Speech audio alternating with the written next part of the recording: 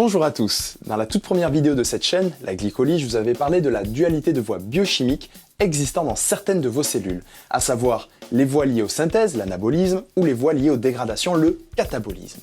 Jusqu'à présent, nous nous sommes focalisés sur pas mal d'aspects cataboliques.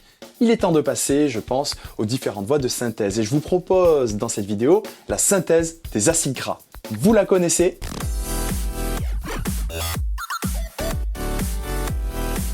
Certains tissus sont capables de synthétiser des acides gras. La principale source provient d'un organe particulier, votre foie. Mais il n'est pas le seul et il a été montré que le tissu adipeux en est capable aussi d'en produire, mais la quantité est minime. En revanche, selon certaines conditions physiologiques, d'autres organes peuvent prendre le relais. Par exemple, chez la femme lors de la lactation, les glandes mammaires peuvent également produire des acides gras. Regardons maintenant comment se réalise cette synthèse avec une vue d'ensemble au niveau d'une cellule de foie. Le principal fournisseur des atomes de carbone lors de la synthèse des acides gras est le glucose. Et oui, en gros, avec du sucre, vous pouvez fabriquer des graisses. Par tout un ensemble de réactions de dégradation, pas encore détaillées, ces glucoses fournissent de l'acétyl-CoA dans le cytosol. À côté de ce glucose, sur votre gauche, les acides aminés peuvent également être à l'origine de la synthèse des acides gras. Sur les 20 acides aminés que nous possédons, seuls la lysine et la leucine sont uniquement utilisés pour la synthèse des graisses. Par contre, d'autres acides aminés comme par exemple la phénylalanine, la tyrosine, le tryptophane et l'isoleucine sont impliqués à la fois dans la synthèse des graisses mais également dans d'autres processus comme la néoglucogénèse. Je ne rentre pas dans le détail des réactions pour les acides aminés dans cette vidéo. L'idée à retenir, c'est que ici se réalisent des réactions de coupure, de groupement amine, mais également des phénomènes de transamination et désamination qui aboutiront à la formation de l'acétyl-CoA. Donc, un premier point à noter, c'est que le précurseur de pratiquement tous les acides gras est une molécule en 2 carbones. C'est l'acétyl-CoA. Regardons plus en détail les réactions spécifiques qui aboutissent à ce composé, l'acétyl-CoA, à partir du glucose. Vous allez voir que ce n'est pas si simple que ça, car notre acétyl-CoA ne se produit que dans la matrice mitochondriale. Or, la biosynthèse des acides gras se déroule dans le cytosol. Regardons de plus près. Tout d'abord, la glycolyse se réalise. Du pyruvate est formé, puis il sera transporté dans la mitochondrie au sein de la matrice, formée de l'acétyl-CoA grâce au complexe pyruvate déshydrogénase. Or, la synthèse des acides gras se réalise dans le cytosol de la cellule, je vous rappelle, et l'acétyl-CoA doit donc être transféré des mitochondries vers ce cytosol. Il ne peut pas traverser la membrane, il n'existe pas de transporteur pour lui. La solution consiste à transformer l'acétyl-CoA en un composé capable de traverser la membrane interne de la mitochondrie et de libérer à nouveau l'acétyl-CoA dans le cytosol. Ce composé est le citrate. Il va servir en quelque sorte de transporteur de groupe acétyl. Alors ce citrate se forme grâce à une réaction de condensation entre notre acétyl-CoA et l'oxaloacétate, le tout catalysé par la citrate synthase. Quand ce citrate nouvellement formé se trouve à une concentration élevée, il est transporté vers le cytosol grâce à un transporteur spécifique où il sera alors clivé par l'ATP citrate lyase.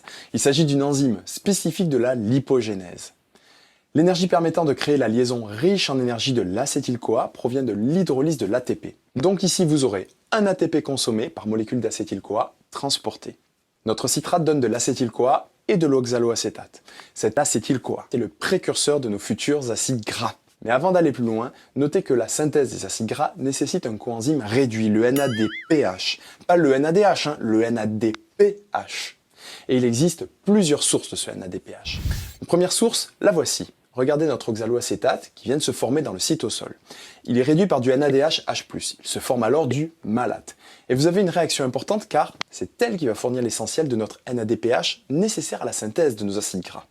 Le malate est décarboxylé oxydativement par l'enzyme malique et vous formez du pyruvate qui entre facilement dans les mitochondries. Et également aussi du NADPH. Et ce sera ce NADPH qui sera utilisé par la suite dans la synthèse des acides gras.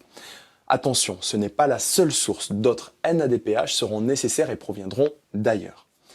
Dans la mitochondrie, notre pyruvate est carboxylé en oxaloacétate par la pyruvate carboxylase. La réaction est couplée avec un ATP. Si nous réalisons le bilan énergétique du transfert de l'acétyl-CoA vers le cytosol, nous avons un ADP+, plus un NADHH+, plus H2O, plus ATP, donne NADPH, plus NAD+, plus ADP, plus PI, plus H+. Donc pour chaque molécule d'acétyl-CoA transférée des mitochondries au cytosol, vous produisez une molécule de NADPH. Voilà, revenons maintenant à notre vision d'ensemble. Nous venons de voir toutes les réactions se déroulant entre le glucose et l'acétyl-CoA, avec un changement de compartiment dans la mitochondrie pour une partie des réactions. Focalisons-nous maintenant sur le précurseur de tous les acides gras, cette fameuse molécule en 2 carbones, j'ai nommé l'acétyl-CoA. La première étape correspond à une carboxylation, donc notre acétyl-CoA devient du malonyl-CoA. Cette réaction est catalysée par une enzyme, l'acétyl-CoA carboxylase. C'est une réaction irréversible qui correspond à une étape d'engagement dans la synthèse des acides gras. Restons un instant sur cette enzyme. Elle est liée à un groupement prostétique, c'est-à-dire une molécule organique non protéique, la biotine. Cette petite molécule est liée de manière covalente à l'enzyme et plus globalement elle correspond à la vitamine B8. En fait, c'est tout simplement un coenzyme. La réaction qui se produit correspond à la formation d'un intermédiaire que l'on appelle le carboxybiotine, et cela est couplé à l'hydrolyse d'une molécule d'ATP. Le groupe CO2 est alors activé et forme un intermédiaire CO2-biotine enzyme. Puis ce CO2 sera transféré à l'acétyl-CoA pour former le malonyl-CoA, c'est-à-dire une molécule en 3 carbones, plus notre enzyme liée à la biotine. La phase suivante correspond à une série de réactions complexes faisant intervenir une enzyme, l'acide gras synthase. Alors on l'appelle également la FAS, la phase ou fatty acid synthase. Elle utilise comme point de départ l'acétyl-CoA et au cours de réactions complexes cycliques, cette molécule de 2 carbones sera allongée 7 fois par une autre molécule en 2 carbones. Notre produit final est un acide gras en 16 carbones que l'on appelle l'acide palmitique. Alors cette autre molécule en 2 carbones, ici qui va intervenir, c'est en fait le malonyl-CoA. C'est le substrat de ces réactions d'élongation. Or, rappelez-vous, juste avant, je vous ai dit que ce malonyl-CoA était en fait une molécule à 3 carbones. En fait, elle va libérer son groupement carboxyle sous forme de CO2 dès le début de la réaction. Regardons tout cela de plus près. Partons au niveau de l'enzyme. L'acide gras synthase n'est pas une enzyme classique. En réalité, il s'agit d'un énorme complexe enzymatique composé de 2 chaînes peptidiques identiques. Elles forment ensemble un homodimère. Chaque chaîne est représentée sous forme d'une demi-sphère sur votre écran et peut catalyser 7 réactions partielles distinctes les unes des autres. Ici, on peut noter plusieurs avantages que cela confère par rapport à 7 enzymes séparées dans l'espace. Déjà, la compétition entre les réactions est empêchée. Toutes les réactions peuvent se dérouler de façon coordonnée, comme dans une chaîne.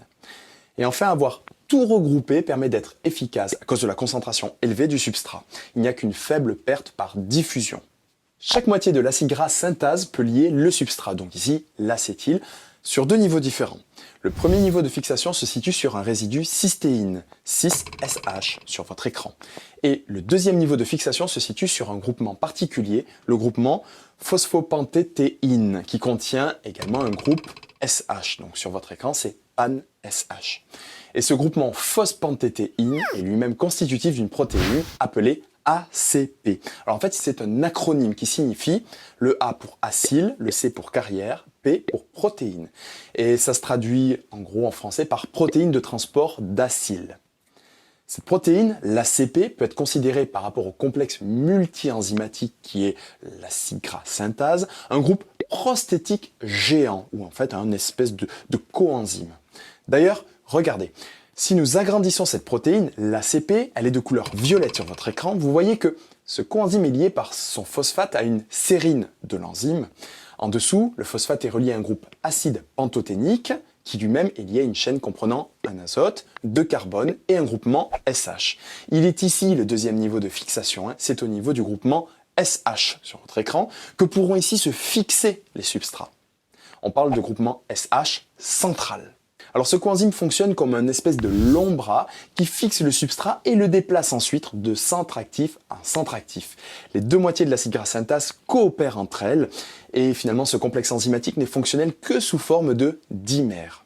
Regardons maintenant les réactions s'y déroulant. Alors je vous ai fait une version simplifiée de cette enzyme avec les 2 groupements SH, le central et le périphérique. Le premier substrat à être lié par l'acide gras synthase est le résidu acétyl en rouge qui est lié au coenzyme A en blanc. La réaction est catalysée par l'acétyltransférase qui libère le coenzyme A dans le cytosol et qui fixe le résidu acétyl sur le groupement SH périphérique. La réaction suivante permet de transférer de la même manière un autre composé, le malonyl-CoA, qui est composé en rouge d'un résidu malonyl et en blanc d'un coenzyme A. Cette réaction est catalysée par la malonyltransférase qui libère le coenzyme A dans le cytosol et permet la fixation du résidu malonyl sur le groupement SH central. Alors maintenant, si vous regardez attentivement l'enzyme, on peut voir que les résidus acétyl à 2 carbones et malonyl à 3 carbones sont situés relativement près l'un de l'autre. Allez, réaction suivante. Dans cette nouvelle réaction, le résidu acétyl se lie au résidu malonyl qui se trouve au-dessus de lui sur ma figure, au niveau du groupement SH central, et cela grâce à la cétoacyl synthase, avec une libération d'un CO2. Le résultat de cette première réaction, à proprement dit au sein du complexe multienzymatique, est la formation d'un groupement appelé acéto-acétyl avec 4 carbones fixés sur le groupement SH central. Maintenant, les 3 prochaines réactions qui vont suivre vont faire disparaître la fonction cétone du résidu acétyl de base. Regardons. La première réaction est une réduction. La fonction cétone du résidu cétoacyl est réduite et forme un résidu hydroxyacyle grâce à la cétoacyl réductase. Les hydrogènes sont apportés par le NADPH H+. C'est le coenzyme impliqué dans les réactions d'anabolisme, à ne pas confondre ici avec le NADH H+, qui lui est impliqué dans des réactions plutôt de type catabolique. Deuxième réaction, elle correspond à une déshydratation. Le résidu hydroxyacyle perd maintenant une molécule d'eau. Grâce à l'enzyme hydroxyacyle déshydratase, il se forme une double liaison entre les 2 carbones. Troisième réaction, il s'agit à nouveau d'une réduction. La double liaison formée au cours de la réaction précédente est réduite par l'énoyl réductase en présence, encore une fois, de NADPH H+. Finalement, on vient d'obtenir un résidu acyle saturé fixé au groupement SH central. Maintenant, pour être allongé, il est transféré provisoirement sur le groupement SH périphérique grâce à l'acétyltransférase. C'est l'équivalent de la réaction partielle numéro 1, sauf qu'ici, au lieu de fixer un acétyl-CoA, comme on avait vu tout à l'heure, c'est un acyl-CoA que l'on vient de fixer sur ce groupement SH périphérique. Le même cycle reprend alors, vous avez la réaction partielle numéro 2 avec la fixation du malonyl-CoA sur le SH central grâce à l'enzyme malonyl-transférase. Puis l'élongation de la chaîne a lieu par transfert du groupement acyl du bas sur le résidu malonyl, cela forme un cétoacyl. Puis je passe rapidement les réactions 4, 5 et 6, qui sont des étapes essentiellement de réduction, avec l'intervention du NADPH H+, pour arriver au final à la formation d'un groupement acyl ayant 2 carbones supplémentaires par rapport à celui du début de cycle. Donc à ce niveau, on a 6 carbones. Finalement, vous allez avoir 7 cycles au total qui vont se dérouler jusqu'à l'obtention d'un résidu palmityl à 16 carbones. Le résidu palmityl, fixé sur le groupement SH central, est libéré grâce à une enzyme, l'acylhydrolase, avec l'intervention d'une molécule d'eau. L'acide palmitique libre est immédiatement dissocié en palmitate au pH intracellulaire. Alors l'enzyme est parfois désignée comme une thioestérase car il y a hydrolyse d'une liaison thioester. Attention, notez bien que l'acide gras produit est sous forme libre, il n'est pas lié au coenzyme A. Nous avons réussi à atteindre la formation du palmitate. Dézoomons ensemble et revenons à notre cellule générale, notre hépatocyte dans laquelle la synthèse des acides gras se déroule. Résumé ici, à partir du malonyl-CoA et de l'acétyl-CoA pour le premier passage, ou acyl-CoA pour la suite des réactions, et grâce à l'acide gras synthase, nous produisons du palmitate. Le pouvoir réducteur provient des NADPH H+. Ce cycle se déroule 7 fois avec ajout de 2 carbones à chaque tour. L'allongement des acides gras s'arrête lorsqu'il y a 16 carbones. Avant de poursuivre, 2 informations. La première concerne l'origine de notre pouvoir réducteur, le NADPH H+. La première source, c'est la voie des pentose phosphates. Et je ne vais pas développer dans cette vidéo, ce sera l'objet d'une prochaine. Et la deuxième source provient, on l'avait vu tout à l'heure, de la décarboxylation du malate catalysée par l'enzyme malique. Alors je vous en ai déjà parlé, mais je vais revenir un petit instant dessus et en le détaillant un tout petit peu plus. Reprenons les composés à l'origine de l'acétyl-CoA du début de la vidéo. Rappelez-vous que l'acétyl-CoA quitte les mitochondries sous forme de citrate grâce à un transporteur. Dans le cytosol, le citrate est clivé pour redonner de l'acétyl-CoA et de l'oxaloacétate. Cet oxaloacétate a ensuite 2 destinées possibles. Soit il est transformé en phosphoénolpyruvate, notre fameux PEP, grâce à la PEPCK, la PEPCK, et ça arrive dans des périodes de pénurie, lorsqu'il n'y a pas de biosynthèse d'acides gras, ça se passe lors de la néoglucogénèse. Je vous renvoie à la vidéo sur cette néoglucogénèse si vous ne l'avez pas encore vue. Ou alors, la conversion de notre oxaloacétate peut donner du malate, et cette réaction se réalise grâce à la malate déshydrogénase, puis, et ça se passe au-dessus de moi, ce malate est oxydé et décarboxylé en pyruvate grâce à l'enzyme malique. Et cela permet la formation de NADPH H+, notre fameuse deuxième source de NADPH H+. Donc vous avez maintenant les deux sources de ce pouvoir réducteur, le NADPH, H+. Voilà, je m'arrête là pour cette vidéo sur la synthèse des acides gras. Nous sommes arrivés au composé à partir duquel les autres acides gras pourront se former, c'est-à-dire le palmitate. Nous venons de voir pas mal de choses, l'idée étant de ne pas vous embrouiller la tête, plus que ça, pour l'instant, car l'histoire n'est pas encore terminée, puisqu'à partir de notre palmitate, il existe encore de nombreuses possibilités, comme par exemple réaliser la biosynthèse d'acides gras plus longs, ou alors d'acides gras insaturés. Et comme toujours, ce sont des voies biochimiques qui sont contrôlées. C'est ce que je vous propose dans la prochaine vidéo. Merci à tous d'avoir regardé jusque-là. On ne pouvait pas finir l'année 2015 sans parler d'anabolisme. Vous me l'aviez énormément demandé. Comme toujours, si vous avez apprécié, un pouce vert. Si ce n'est pas le cas, un pouce rouge. N'hésitez pas à commenter également. Bon courage à tous pour vos révisions. Je sais qu'en ce moment, il y en a énormément. Passez dans tous les cas de belles fêtes, une belle fin d'année à tous et je vous dis à très bientôt. Ciao!